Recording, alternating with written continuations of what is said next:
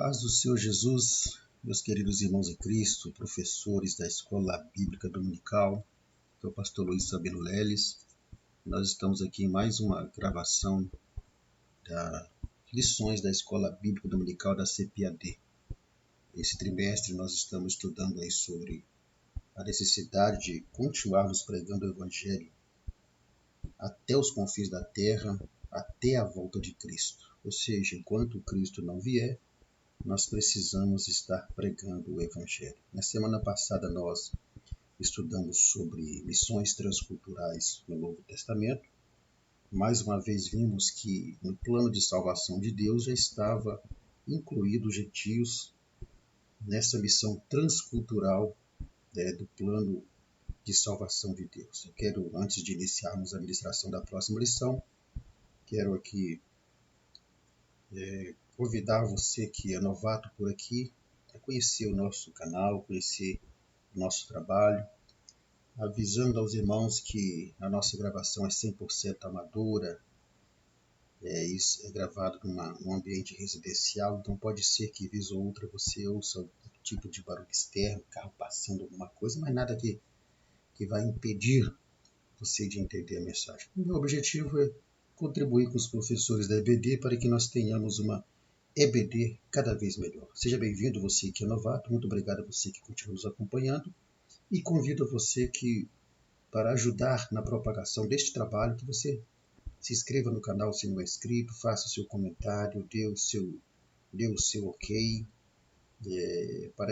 porque assim o YouTube ele entende que o conteúdo é relevante e ele acaba enviando para mais pessoas poderem também participar. Que Deus abençoe sua vida. Vamos lá então. A nossa lição de domingo agora é a lição número 5, onde nós falaremos sobre uma perspectiva pentecostal de missões. Como o nosso objetivo aqui é contribuir com os professores, então a nossa metodologia e didática é um pouco mais diferente, já centralizando realmente já na pessoa do professor.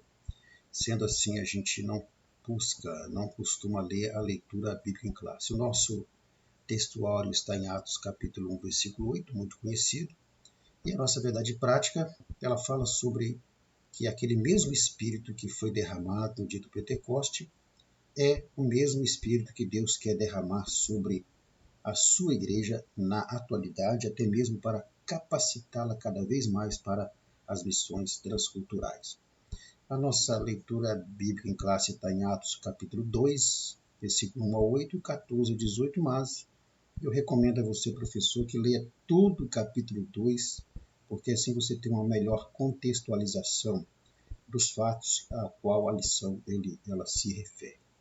Pois bem, o que nós veremos nessa lição número 5 sobre exatamente uma perspectiva pentecostal de missões? Bom, nós vamos ver, primeiramente, o que é o movimento pentecostal. Por quê? Porque se estamos falando de uma perspectiva pentecostal de missões, nós temos primeiramente que entender o que é o movimento pentecostal.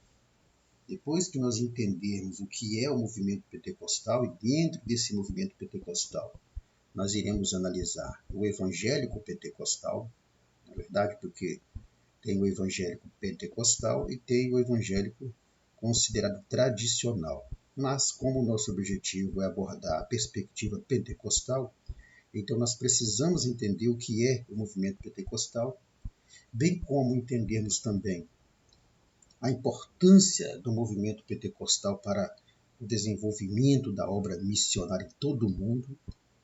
Depois que nós entendermos o que é o movimento pentecostal, aí vamos ver o quão importante foi a participação e a contribuição do movimento pentecostal para o crescimento e o desenvolvimento da obra missionária em todo o mundo. Nós vamos ver também algumas características que marcam o trabalho dos evangélicos pentecostais em missões. Lembre-se, o movimento pentecostal ele é formado por evangélicos pentecostais, e aí veremos também as características que marcam o trabalho realizado pelos evangélicos pentecostais em missões. Abordaremos o poderoso movimento missionário pós-Pentecoste no no derramamento do Espírito Santo, no dia da festa do Pentecoste, se origina o termo pentecostal, veremos isso também durante a lição, e veremos por fim que, em se tratando de qualquer tipo de projeto missionário, em se tratando de obra missionária, o Espírito Santo ele é o principal agente. Então, já trazendo uma síntese dessa lição, a perspectiva pentecostal de missões é tendo o Espírito Santo como agente principal na obra missionária. Essa é a perspectiva pentecostal de missões. Sem a atuação, a ação do Espírito Santo, qualquer projeto missionário, ele não tem sucesso. Pois bem, vamos então ao nosso primeiro tópico, onde nós abordaremos aí sobre a perspectiva pentecostal de missões. Vamos realmente analisar o título da lição de hoje, que é a perspectiva pentecostal de missões. Vamos ver aí a relação entre missões e o evangélico pentecostal. Então, o que nós veremos nesse primeiro tópico aqui? Nós abordaremos o conceito de evangelho, o conceito de pentecostal, e aí vamos juntar os dois conceitos e entenderemos o que é o evangélico pentecostal, e depois veremos aí quais as contribuições que o movimento pentecostal ele tem dado para as missões. Primeiramente, vamos lá então sobre o conceito de evangélico. Bom, nós dissemos lá na introdução sobre o movimento pentecostal. Então, o que é o movimento pentecostal? O movimento pentecostal ele é um grupo de evangélicos pentecostais. É composto por um grupo de evangélicos pentecostais. Mas, primeiramente, temos que entender, então, por parte. Primeiro, o que é evangelho. Então, qual que é o conceito de evangélico? Bom, quando você vai procurando na origem das palavras, você vai ver que o termo evangélico ele deriva exatamente do termo evangelho. Então, a partir do termo evangelho é que vai surgir a palavra evangélico.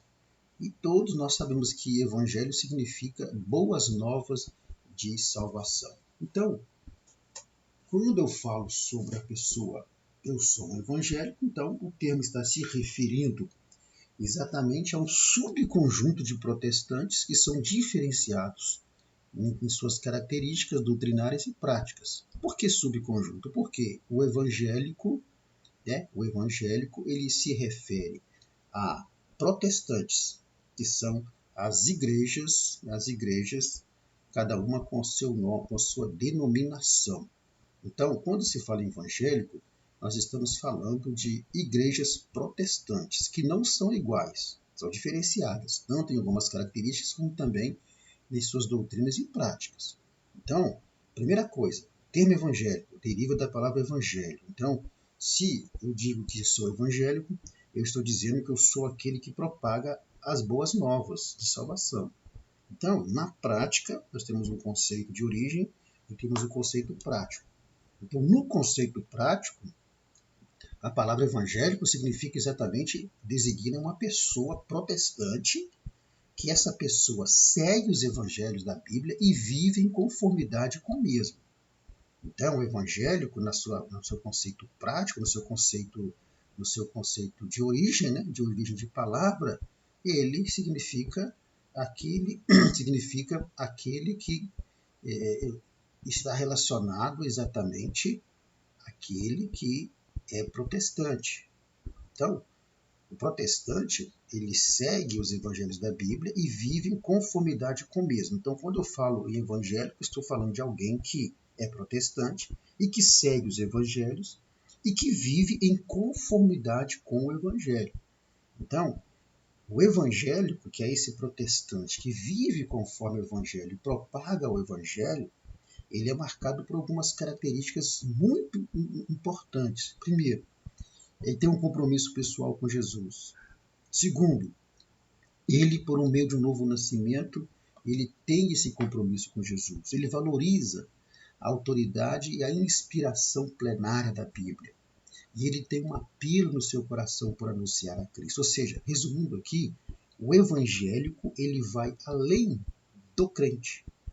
Porque o mundo aí fora conhece o evangelho como crente, o evangélico como crente, mas ser evangélico é ser muito mais do que crente. Por quê? Porque tem muito crente aí que não valoriza a autoridade e a inspiração plenária da Bíblia. Tem muito crente que não tem um compromisso pessoal com Jesus. Então, quando se fala em evangélico, está se falando de alguém que é protestante, e aí vamos entrar em detalhes sobre a questão lá, de quando Lutero protestou, veio dali. Não vamos entrar em detalhe no fato histórico. Vamos entrar em detalhe no fato presente, que você sabe que protestante se refere desse evento lá de a partir ali. Então, podemos dizer que o evangélico é aquele, então, que tem essas características. Pois bem, então nós temos aqui o conceito de evangélico. Agora, hoje no Brasil, quando se fala em o termo evangélico, ele tem sido usado exatamente para quê? Para se referir a todos que estão dentro do cristianismo, mas que não são, que em geral não são católicos romanos. Então, aquele que está dentro do cristianismo não é católico romano, ele acaba sendo considerado um evangélico. E aí, o evangélico ele é conhecido também no Brasil como crente, daquilo que eu disse. Então, para as pessoas que não são cristãs, ou para as pessoas que não professam uma fé protestante, os evangélicos, e para os católicos, os evangélicos são conhecidos como crentes, mas na prática nós precisamos entender que ser evangélico é muito mais do que ser um crente. Porque crente é aquele que crê em alguma coisa. E diz a Bíblia que o próprio Satanás crê. Então, quando se fala em ser evangélico, estamos se referindo a alguém que é aquela pessoa que tem um compromisso com o evangelho, que vive em conformidade com o evangelho, que tem um compromisso pessoal com Jesus, que valoriza a inspiração plenária da Bíblia, a autoridade total da Bíblia, e que dentro do coração desse indivíduo tem um apelo dele anunciar a Cristo, de pregar as boas novas, porque já que o termo evangélico vem de evangelho, que significa boas novas, então o evangélico ele tem esse apelo de pregar as boas novas, de anunciar as boas novas. E aí nós temos então o evangélico tradicional e o evangélico pentecostal. Assim, nós chegamos então no segundo conceito, que é o conceito de pentecostal. Então, o que é ser um pentecostal? Bom, o termo pentecostal, todos os professores sabem que o termo pentecostal, ele se origina lá da palavra Pentecostes. O que foi o Pentecostes? Pentecostes era uma festa judaica, né? Que ela ocorria 50 dias após a Páscoa, e é nesse dia dessa festa do Pentecoste em que o Espírito Santo foi derramado sobre os discípulos e sobre aqueles que ali estavam. Isso você vai confirmar isso em Atos capítulo 2, sendo esse derramado o Espírito Santo um cumprimento da profecia de Joel 2:28. Então ali, no dia da festa do Pentecoste, o Espírito Santo, conforme a imagem sugere, foi derramado sobre os irmãos. Depois você lê capítulo 2 ali. Então, esse acontecimento ali do derramar do Espírito Santo foi um acontecimento que vai marcar ali a inauguração da Igreja de Cristo e a capacitação dela para a obra missionária. Porque vamos ver que a partir desse acontecimento, do derramado do Espírito Santo sobre os discípulos e sobre os irmãos que ali estavam, a Igreja do Senhor ela é inaugurada e a partir dali acontece um grande movimento missionário. Então, o conceito de pentecostal está diretamente ligado a esse acontecimento no dia da festa do Pentecoste. Repito, em que o Espírito Santo foi derramado ali e houve ali a manifestação do poder de Deus, você lê conforme Atos capítulo 2. Então, quando fala de crente, de evangélico pentecostal, você está falando de um indivíduo protestante participante de uma igreja, de uma denominação, que ele crê, né, na atualidade do batismo no Espírito Santo, bem como na atualidade dos dons espirituais. Então, ser pentecostal significa o quê? Significa aquele que crê na atualidade do batismo no Espírito Santo e também crê na atualidade dos dons espirituais. Então isso implica exatamente no quê? Isso implica que o evangélico pentecostal ele crê na continuidade dessa experiência, desse acontecimento que ocorreu com os apóstolos em Atos capítulo 2, que ele acredita na continuidade dessa manifestação. Ou seja, ele crê que aquilo que aconteceu no dia do Pentecoste também acontece no nosso meio no dia de hoje, que é o batismo do Espírito Santo acompanhado dos dons espirituais. Então, a partir daí surge o termo movimento pentecostal. Então, nós sabemos que o movimento pentecostal ele é um conjunto de evangélicos que creem na atualidade dos dons espirituais e na atualidade do batismo no Espírito Santo. Então nós temos um grupo de evangélicos tradicionais, o comentarista vai falar sobre isso no seu subsídio teológico aqui, ele vai falar sobre essa questão porque ele vai apresentar dois tipos de evangélicos. Você tem o evangélico tradicional e o evangélico pentecostal. E o evangélico pentecostal ainda tem dois tipos dentro dele, dois subtipos. Então nós temos quais são os evangélicos tradicionais? São aqueles protestantes que não entendem ou não creem na atualidade do batismo do Espírito Santo e muito menos na atualidade dos dons espirituais. Então, os evangélicos tradicionais, eles acreditam que esse evento de Atos capítulo 2, no dia da festa do Pentecoste, foi um evento centralizado e exclusivamente para o crescimento da igreja primitiva. Esses são os evangélicos tradicionais. Então, não creem no batismo com o Espírito Santo para nossos dias, muito menos os dons espirituais e o falar em línguas e vice-versa. Aí nós temos os evangélicos pentecostais. Dentro do evangélico pentecostal, do movimento pentecostal, que é composto pelos evangélicos pentecostais, aí nós temos dois subtipos.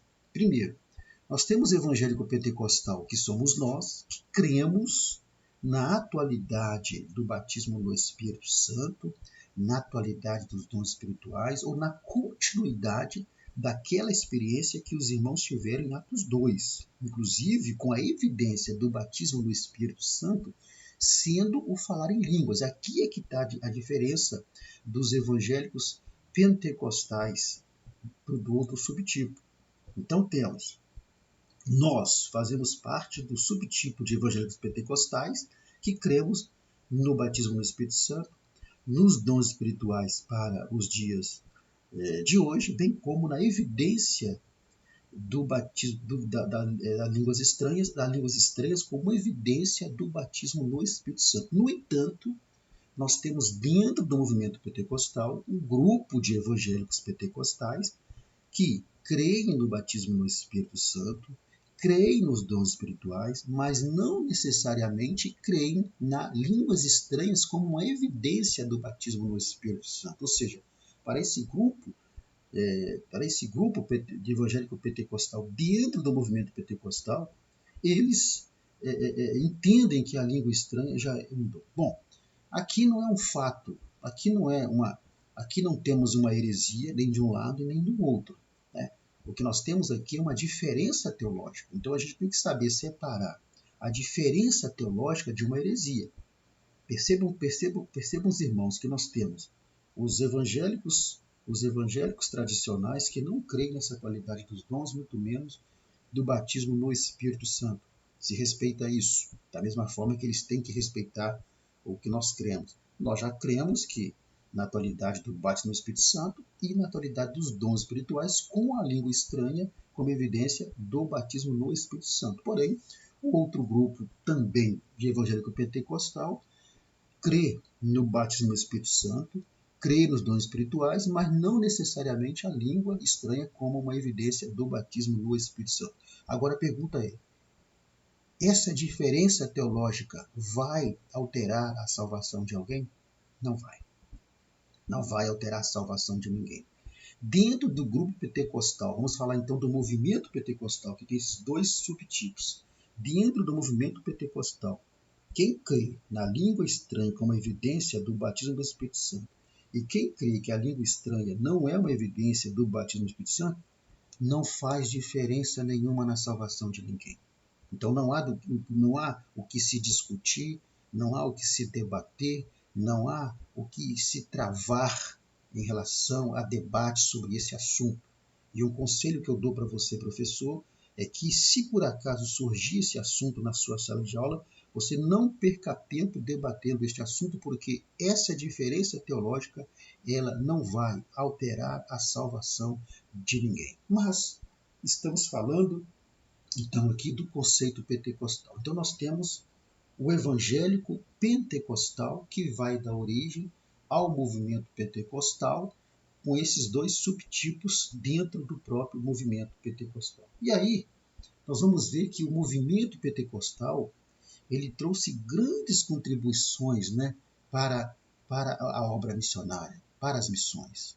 Qual é a contribuição que o movimento pentecostal trouxe? Olha, você começa se lembrando de Daniel Berg e Gunnar Wingre, que foram os primeiros crentes pentecostais aqui dentro do Brasil. Então, foram enviados por Deus para o Brasil e aqui no Brasil foram poderosamente usados e contribuíram poderosamente para a obra missionária. Então, qual que é a contribuição que o movimento pentecostal trouxe para a obra missionária, para as missões? Primeiro, uma ênfase em evangelismo e missões. É isso.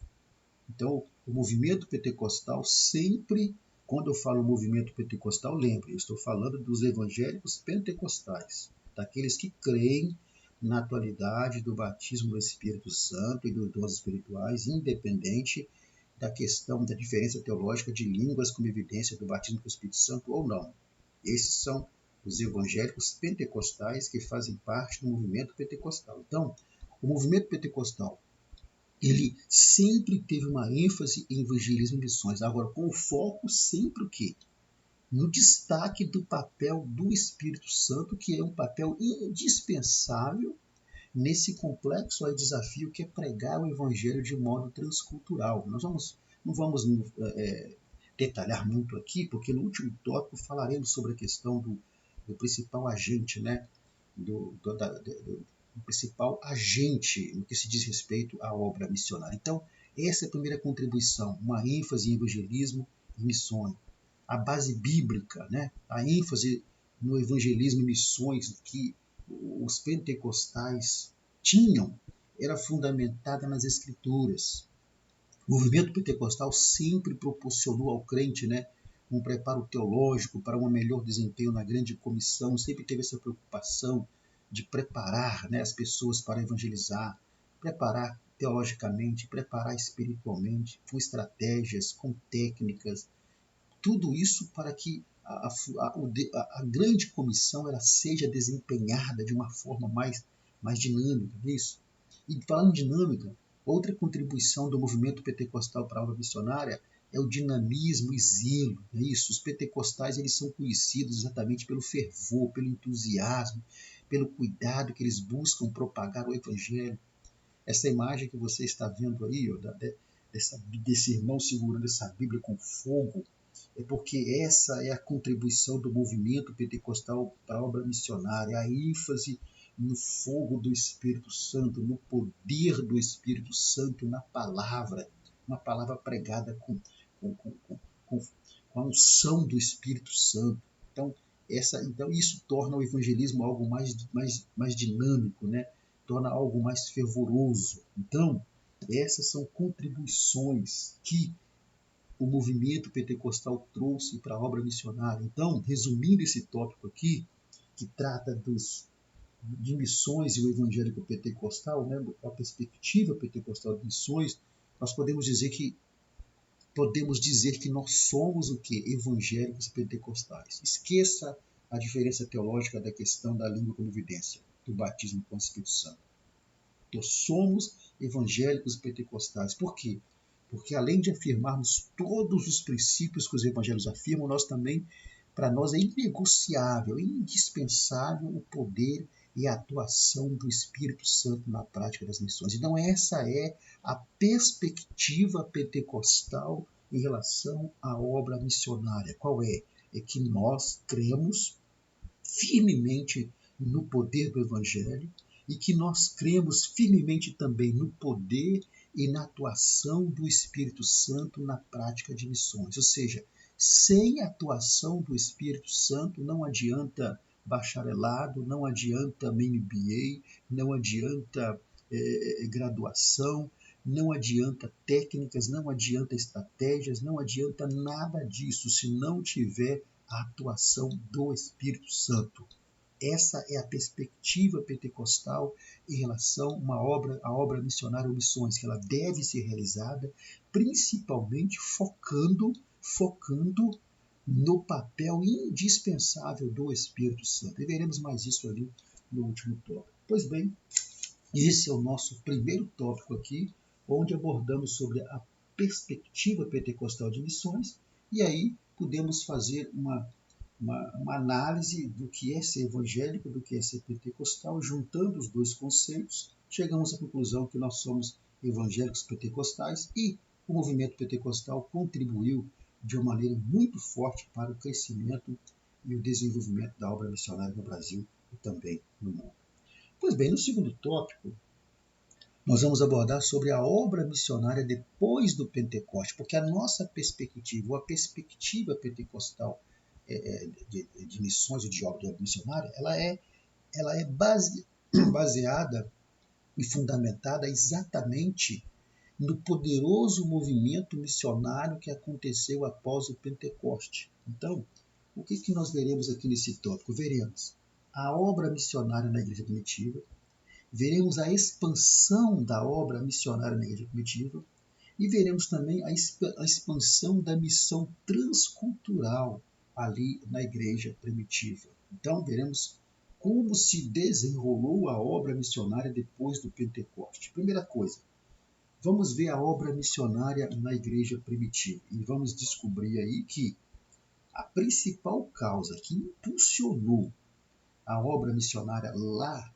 na igreja primitiva foi exatamente o que? A descida do Espírito Santo no dia da festa do Pentecoste. Esta foi uma promessa de Jesus, que Jesus fez lá em Lucas, no capítulo 24, no versículo 44. Jesus reafirmou essa promessa de Joel, na verdade, ela está primeiramente em Joel. Jesus vai reafirmar essa promessa em Lucas 24, 44, quando diz exatamente assim, olha só. Lucas 24, e disse-lhe, são estas palavras que vos disse. Não é esse versículo aqui não, eu tenho que ver qual é o versículo correto aqui. Vamos ver, 49, desculpa aqui, Lucas 24, 49. Você que usa o slide é editável, você pode apagar aí e colocar 49. Diz assim, eis que sobre vós envio a promessa de meu Pai. Que promessa é essa? A promessa que está descrita em Joel 2,28. Ficai, porém, na cidade de Jerusalém, até que do alto sejais revestidos de poder. Aí Jesus, em Atos capítulo 1, versículo 8, ele vai exatamente confirmar essa promessa antes da sua ascensão. E ele vai dizer exatamente isso. Olha, mas recebereis poder, olha só, ao descer sobre vós o Espírito Santo, e ser-me-eis testemunhas. Olha só, e ser-me-eis testemunhas, tanto em Jerusalém, como em toda a Judéia e Samaria e até os confins da terra. Então, o derramado Espírito Santo ali, no dia da festa do Pentecoste, já era uma promessa do Pai em Joel 2,28, que Jesus vai afirmar em Lucas 24, 49 e confirmar em Atos capítulo 1 e versículo 8. A partir daquele momento em que o derramado Espírito Santo acontece em Atos capítulo 2, acontece uma expansão da obra missionária ali na igreja primitiva. E vai acontecer de modo transcultural.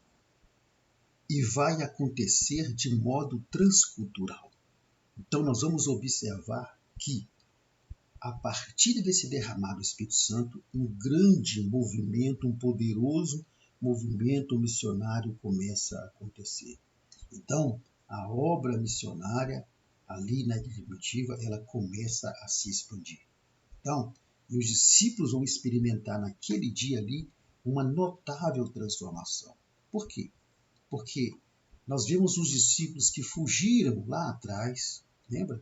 Quando Jesus estava para ser crucificado, se esconderam, Pedro negou Jesus, Judas duvidou da ressurreição de Jesus, os discípulos ficaram escondidos e agora, depois do derramar do Espírito Santo, o que vai acontecer? Eles vão receber autoridade, vão receber coragem e vão receber poder para compartilhar a mensagem do Evangelho com pessoas não apenas de Jerusalém, mas com pessoas de diferentes nações e culturas. Olha o que diz o versículo: ser-me-eis testemunhas, tanto em Jerusalém, judeus, como em toda a Judéia, Samaria e até os confins da terra. Então acontece um poderoso movimento missionário em que agora o Evangelho de Cristo começa a ser pregado para pessoas de diferentes nações e culturas. Então, quando você vê os relatos do livro de Atos, como a primeira imagem sugere, de Pedro e João chegando ali, né, a hora nona, ali no templo chamada Formosa, e que esse coxo é curado. A segunda imagem mostra Paulo pregando ali em Atenas. Então, todos esses relatos de milagres, de operação de maravilhas acontecido pelos apóstolos mostram exatamente o quê?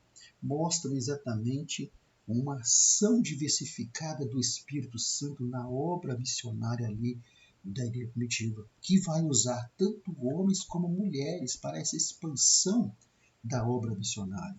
Então nós temos ali homens como Paulo, Pedro, Silas, Filipe, veremos mais na frente um pouco ali mais sobre Filipe, João Marcos, Apolo, Áquila e Priscila, sua esposa, todas essas pessoas e outras mais, elas vão contribuir de maneira marcante para essa expansão. Vão ser poderosamente usadas pelo Espírito Santo para essa expansão da obra missionária que não se iria ficar preso ali dentro do Estado, dentro de Israel, vamos dizer assim, mas que iria alcançar pessoas de várias culturas e de várias nações. Então, aí foi uma expansão ali, na verdade, de uma missão transcultural, ou seja, não foi expansão de uma missão dentro do território apenas de Israel, mas foi uma expansão da missão transcultural. Então, na igreja primitiva, a partir do derramado do Espírito Santo, vai acontecer essa expansão da missão transcultural da igreja, porque a missão da igreja primitiva ela vai transcender as barreiras culturais, vai transcender as barreiras geográficas, mostrando o quê? Que Deus não faz acepção de pessoas. E olha o exemplo que nós temos aqui. Temos o exemplo de Pedro. Né? Pedro, ele entendeu isto, ou seja, entendeu que a missão, a obra missionária que eles tinham que fazer era uma obra missionária transcultural, e não apenas dentro apenas de Jerusalém, ou apenas para os judeus. Nós vimos isso na aula passada. Pedro tinha essa mentalidade de que o evangelho era apenas para os judeus, mas aí o Espírito Santo vai dar uma visão para Pedro, e a primeira imagem, quando desce um lençol com toda sorte de animais impuros, e ali vai ser falado para ele: Pedro, não torne impuro aquilo que Deus purificou. Ou seja, Pedro, não torne o evangelho impuro, porque o evangelho ele é puro e ele pode purificar qualquer pessoa. Era essa a mensagem da visão. Então Pedro vai entender isso após essa experiência marcante que ele teve. Então a obra missionária na igreja primitiva, a partir do derramado do Espírito Santo, ela começa então a se expandir de modo transcultural. Paulo, que de perseguidor se tornou também um apóstolo de Cristo para os gentios, e ele vai pregar principalmente para os gentios, ou seja, é o que? Uma obra missionária transcultural. O Filipe, né, que impulsionado pelo Espírito Santo, é a nossa segunda imagem, ele vai pregar também para um estrangeiro. Estou contando as histórias porque eu parto do princípio que você, professor, conhece as histórias. Então, Não creio que há necessidade de eu contá-las, mas aí estão as citações, qualquer coisa você pode ler as citações. Então, nós vemos ali o Filipe que ele vai pregar exatamente para um estrangeiro. A segunda imagem sugere isso.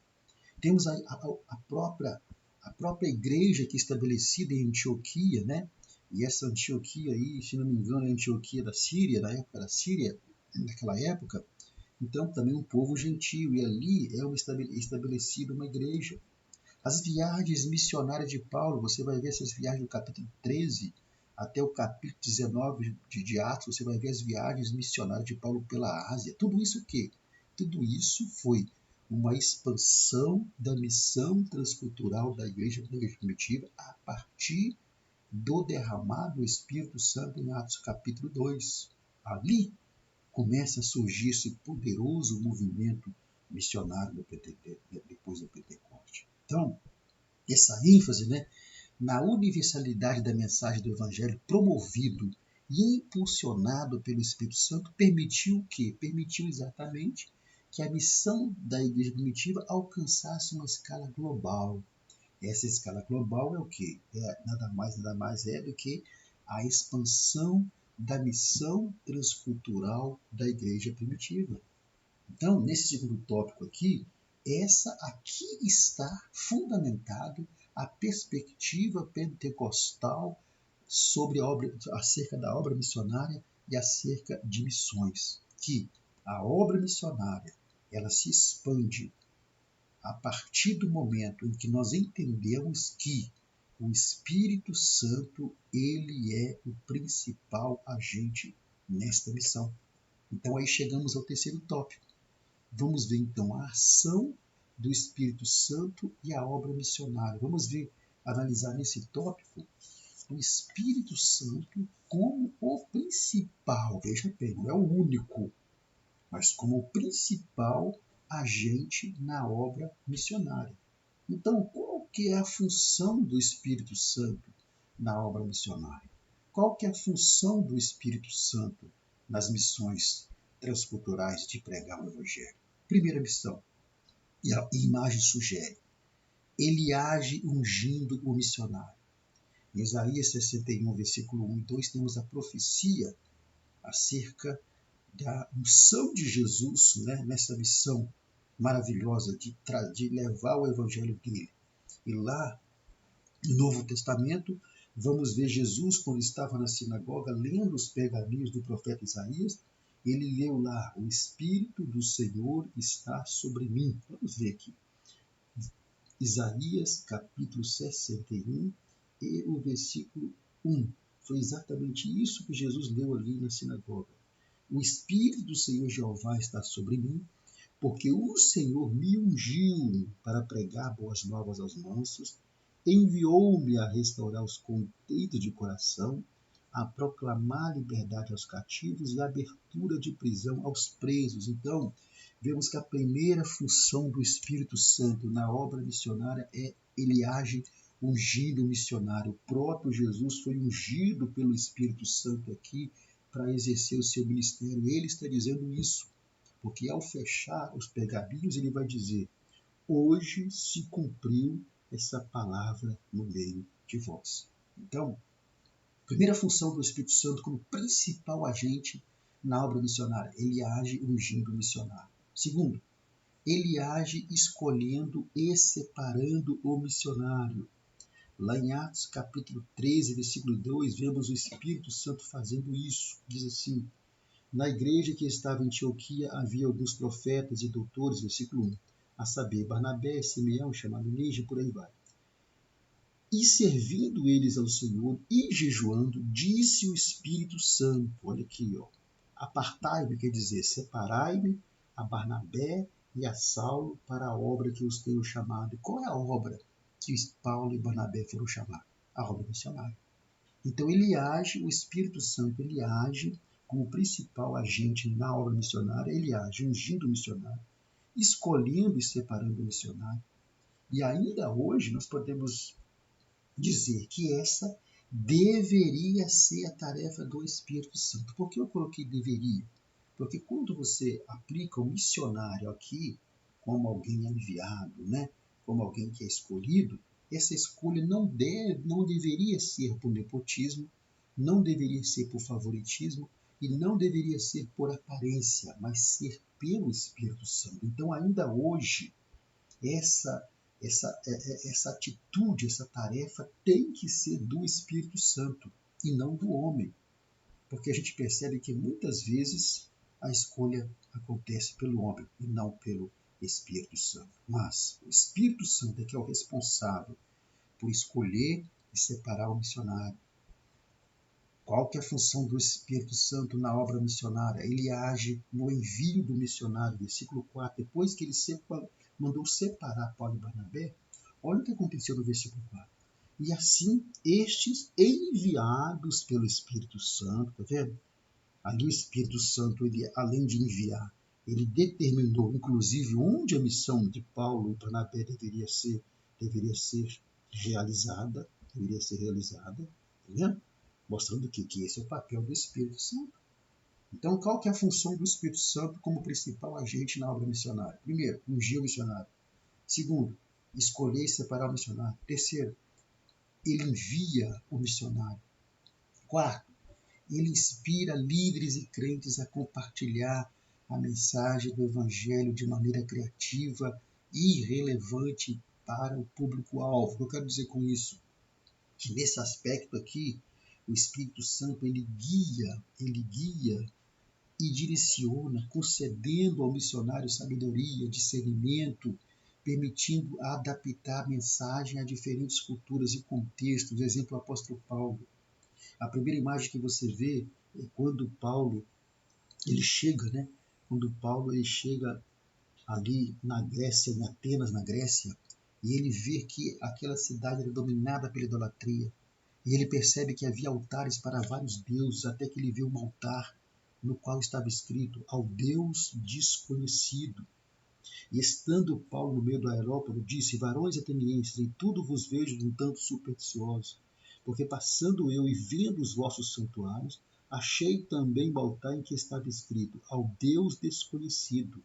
E Paulo, direcionado pelo Espírito Santo, ele vai adaptar a mensagem a essa cultura e a esse contexto de idolatria, aproveitando exatamente o que? O altar do Deus desconhecido. O que é isso?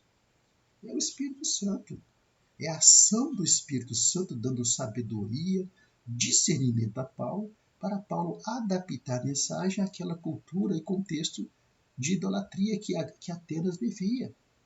Qual que é a função do Espírito Santo na obra missionária?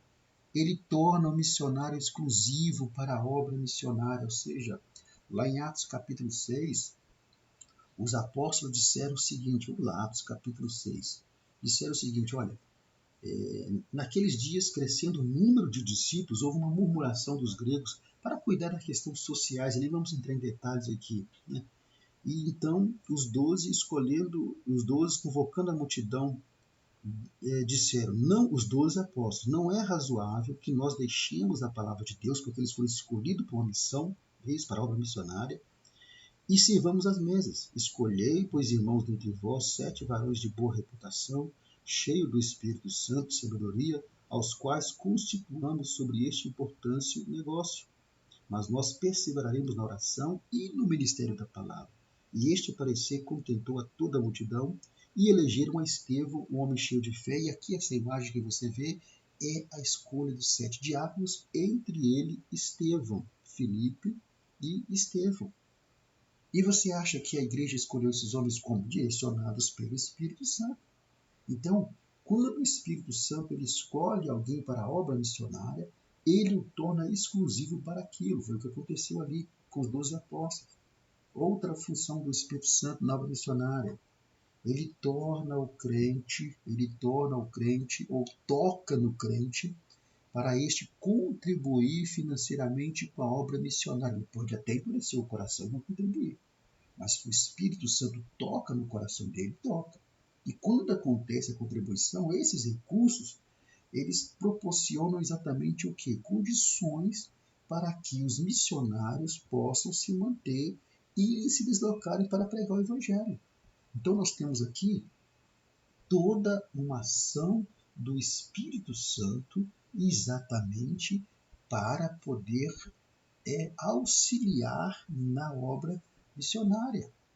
Prosseguindo aqui, qual que é a função do Espírito Santo como agente principal, e não único, viu, na obra missionária? Ele age para capacitar os missionários. 2 Coríntios capítulo 3 e o versículo 5 diz assim, 2 Coríntios capítulo 3 e o versículo 5 diz assim, não que sejamos capazes, né, de pensar alguma coisa como de nós mesmos, mas a nossa capacidade vem de Deus. E podemos perfeitamente aplicar aqui e dizer que o Espírito Santo capacita os missionários. Isso implica em dizer o quê? Que o Espírito Santo ele realiza através da vida do missionário o que o missionário não consegue fazer por si mesmo. Então, essa primeira imagem desse homem com braços abertos e uma pomba com um raio de luz sobre ele está simbolizando exatamente isso. O missionário sendo capacitado pelo Espírito Santo. Então, ele pode ser, às vezes, capacitado com estudo, com teologia, pode ser capacitado com pedagogia, pode ser capacitado com estratégias, com técnicas, mas isso não opera milagre. Teologia não cura enfermidade, não é verdade? Pedagogia não cura enfermidade. Nenhum conhecimento que ele tiver cura enfermidade. Mas o Espírito Santo cura enfermidade. Através da vida da pessoa, o Espírito Santo ele cura as pessoas. Então, essa é a capacidade, a capacitação que o Espírito Santo dá para o missionário. É a função dele. Não adianta você querer fazer obra missionária com sua própria capacidade intelectual. Isso vai ser útil, vai, mas os resultados só virão com a capacitação do Espírito Santo. Prosseguindo, ele orienta a ação missionária. Lá em Atos capítulo 16, versículo 9 e 10, olha só como que o Espírito Santo ele orienta. Ele orienta exatamente, né? Nós vamos ver em Atos capítulo 16, versículo 6 ao 8 ali, que os apóstolos eles foram impedidos de pregar em certos lugares e enviados pelo Espírito Santo para outros. Isso foi interessante por quê? Porque isso garantiu que a mensagem do Evangelho fosse pregada nos lugares certos e no momento adequado. Vamos ler aqui o versículo 6 e 8 para você ver, olha só. E passando pela Frígia e pela província da Galácia, foram impedidos pelo Espírito Santo de anunciar a palavra na Ásia. E quando chegaram a Mísia, intentavam ir para a Bitínia, mas o Espírito Santo não lhes permitiu, tá vendo? Tendo passado por Mispa, desceram a Troade. E aí o que vai acontecer? O Espírito Santo tinha uma outra direção, tinha um outro lugar. E Paulo teve de noite uma visão em que se apresentava, é a segunda imagem sugestiva aí. E Paulo teve de noite uma visão em que se apresentava um varão da Macedônia e lhe rogava dizendo, passa a Macedônia e ajuda-nos. E logo depois dessa visão, procuramos partir para a Macedônia, concluindo que o Senhor nos chamava para lhes anunciarmos o Evangelho. Quem foi que deu essa visão a Paulo? Foi o Espírito Santo. Então, outra função do Espírito Santo como agente principal na obra missionária é orientar a ação missionária. Vemos o exemplo aí que eu acabei de ler. E por último, o Espírito Santo ele age para convencer e converter o homem. João 16, versículo 6 ao 10. Vamos ler lá, João 16, versículo 6 ao 10. Vai falar exatamente sobre esta questão. João 16, versículo 6 ao 10, diz assim, vamos ver, e quando ele vier, versículo 8, tá, para adiantar, e quando ele vier, convencerá o mundo do pecado, da justiça e do juízo. Bom, aqui cabe uma outra observação muito importante, muito importante. Bom, nós estamos vendo aqui que um dos papéis, né, em função do Espírito Santo como principal agente na obra missionária, ou seja, na pregação do Evangelho, é exatamente o que? Convencer o homem do pecado.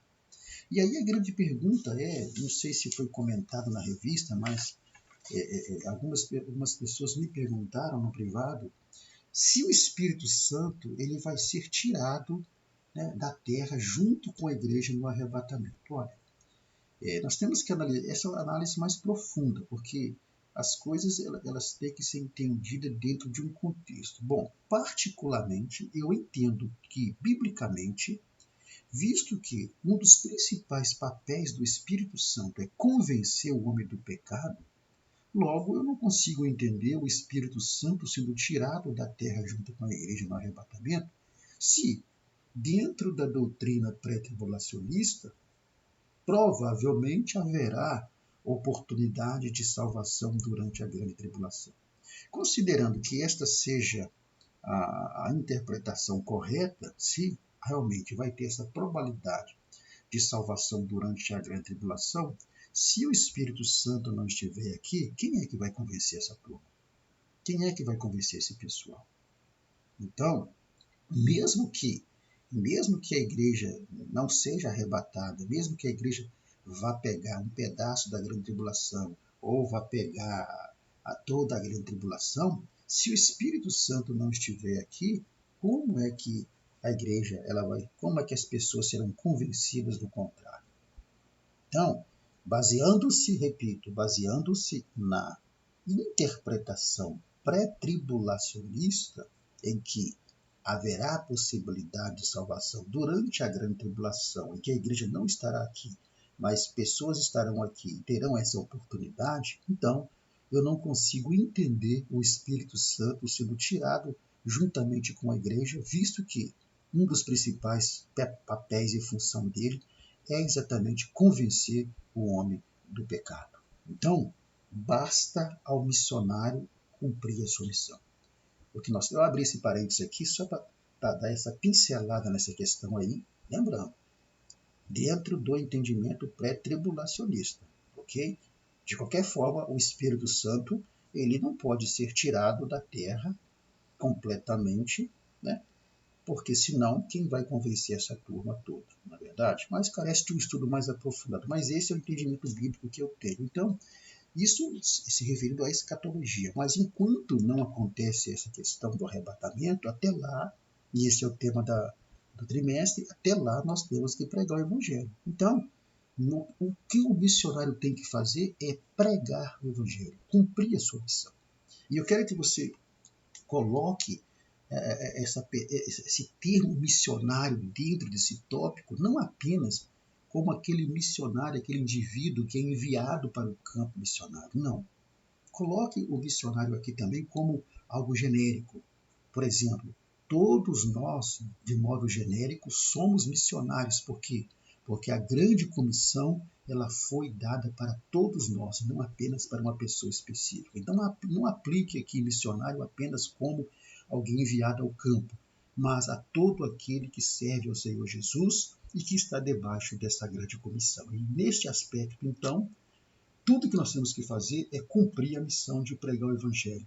O resto é o Espírito Santo que vai fazer. Então, podemos aqui dizer que Deus, no que diz respeito à obra missionária, essa é a perspectiva pentecostal acerca de missões, é que Deus age por meio do Espírito Santo.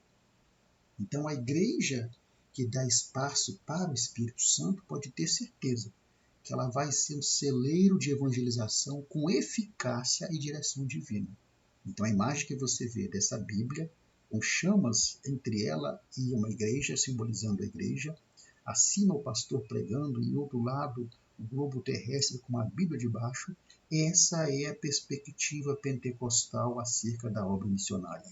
É que Deus age por meio do Espírito Santo na obra missionária, associado ao nosso papel, né, e aquilo que cabe a nós fazermos. Então, quando a igreja ela dá espaço para o Espírito Santo, pode ter certeza que tudo aquilo que ela fizer para a obra missionária haverá um sucesso. Então, essa perspectiva, né, de atividade do Espírito Santo direta na obra missionária é uma ênfase dos pentecostais. O Espírito Santo Deus atua diretamente por meio do Espírito Santo na obra missionária. E a pessoa do Espírito Santo é fundamental para que qualquer obra missionária gere frutos, que é a salvação de almas. Pois bem, meus queridos, assim chegamos ao final de mais uma lição, exatamente mostrando qual que é a perspectiva pentecostal de missões. Então, resumindo toda a lição, a perspectiva pentecostal de missões, ela é fundamentada no seguinte entendimento: a centralidade do poder do Espírito Santo nas missões, destacando a importância e a indispensabilidade do Espírito Santo. Ou seja, o Espírito Santo ele é indispensável na obra missionária. O poder do Espírito Santo ele é indispensável na obra missionária. Essa é a perspectiva pentecostal acerca de missões. Então, para o movimento pentecostal, o segredo, a garantia de sucesso para qualquer projeto missionário é exatamente o quê?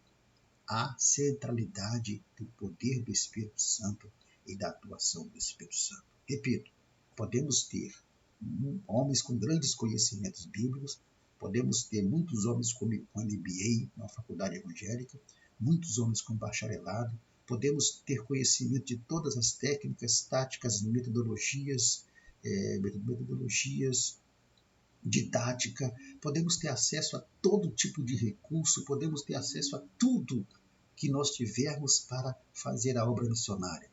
Mas se não tivermos a atuação do Espírito Santo e a centralidade do poder do Espírito Santo, então faremos um bom trabalho, faremos um trabalho excelente, mas sem resultados. Por quê? Porque sem a atuação do Espírito Santo, fazemos um bom trabalho, mas sem resultado. Pois bem, assim chegamos ao final de mais uma lição.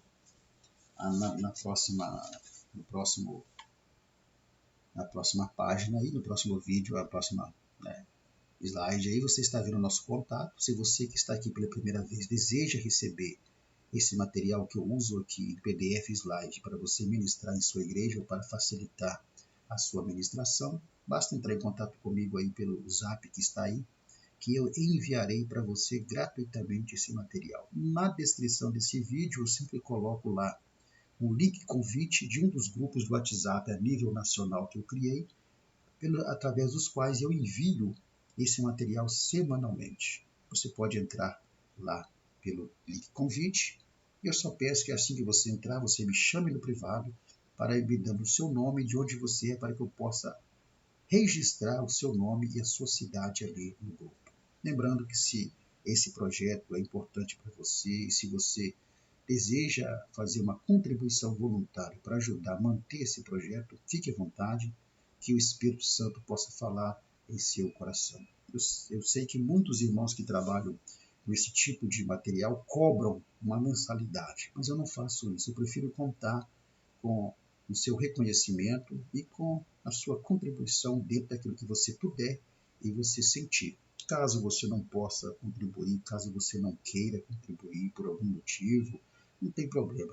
Você receberá semanalmente do mesmo jeito esse trabalho, mas não por uma questão de reconhecimento, né, que Deus possa tocar em seu coração. Que Deus abençoe sua vida, tenhamos uma excelente EBD, qualquer dúvida eu estou disponível no privado, e lembre-se, se o seu chamado é ensinar, então que haja dedicação ao ensino. Até semana que vem, se Jesus não voltar para buscar a sua igreja. Fiquem com Deus.